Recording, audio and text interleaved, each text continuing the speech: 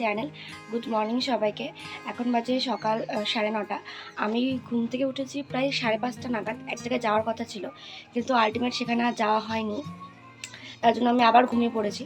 তারপরে আমি 8:30 নাগাদ আবার ঘুম থেকে উঠেছি আর কি। তো আজকে সারাদিনের ব্লগটা তোমাদের সঙ্গে আমি শেয়ার করব, তো ব্লগটা দেখতে থাকো। তো চৈত্র সংক্রান্তিতে অনেকের বাড়িতে অনেক রকম নিয়ম থাকে। আজকে আমাদের বাড়িতে পাঁচন রান্না হবে, তো সকাল থেকে যে তারই তোড়জোড় চলছে। আর পাঁচন কীভাবে রান্না হয় সেটা তোমাদের সঙ্গে আজকে আমি এই ব্লগে শেয়ার করব। তো চলো ভিডিওটা দেখতে থাকো। এখন আমি কিছু খাইনি, এখন আমি গরম জলটা খাবো। তারপরে আজকে আমাদের ওই চিড়ে মুড়ি দই সামথিং এরকম কিছু খেতে হয়, তো সেটাও খাবো আর কি। তো চলো ভিডিওটা দেখতে থাকো, আশা করি ভিডিওটা তোমাদের খুব ভালো লাগবে।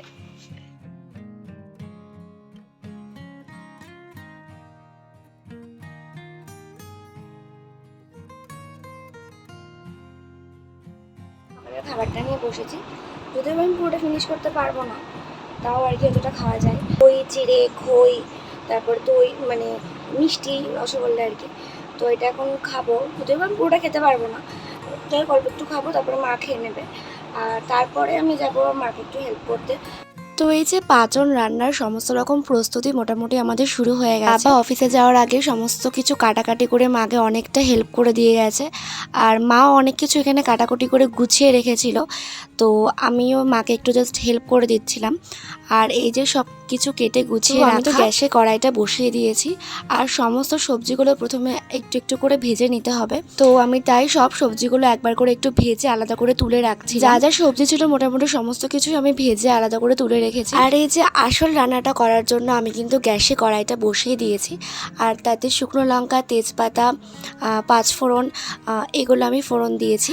তারপরে আস্তে আস্তে সমস্ত সবজিগুলো আমি দিয়ে নিচ্ছি। সব সবজিগুলো দেওয়ার পর পরিমাণ মতো আদা বাটা, লঙ্কা বাটা, জিরে বাটা, নুন, হলুদ সব কিছু দিয়ে ভালো করে একটু কষিয়ে নিতে হবে। রিসেন্ট কয়েক বছর মার সঙ্গে করতে করতে আমি এখন অনেকটাই শিখে গেছি, তো আমার এই সমস্ত করতে ভালোই লাগে, খুব একটা সমস্যা হয় না। তারপরে পরিমাণ মতো একটু লঙ্কা বাটা দিয়ে নিচ্ছি, তোমরা তোমাদের আন্দাজ মতো দিয়ে নেবে।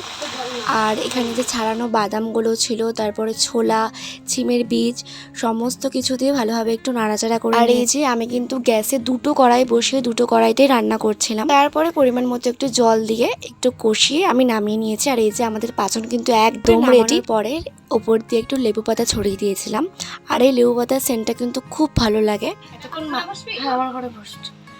এতক্ষণ মাকে একটু হেল্প করে দিচ্ছিলাম, আর এই মাত্র জাস্ট আমি স্নানটা করে আসলাম। এখন দুপুরে খাবারটা খাবো, আর খেয়ে দিয়ে আমি আবার বেরোবো, আমার আবার টিউশন আছে আজকে।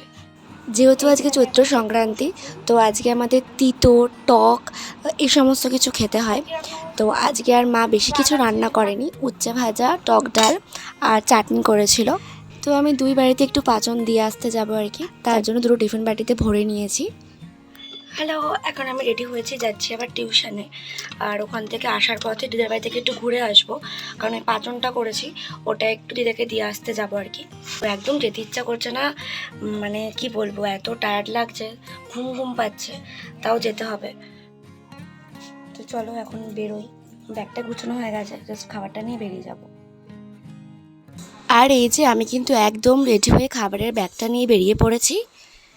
বাড়িতে ফিরতে ফিরতে দেখলাম এক জায়গায় চড়কের মেলা হচ্ছে, তো সেটা দেখে তারপর আমি বাড়িতে চলে আসি। তারপরে বাড়িতে এসে আমি আরও একবার ফ্রেশ হয়ে আমি এক কাপ চা নিয়ে বসেছি।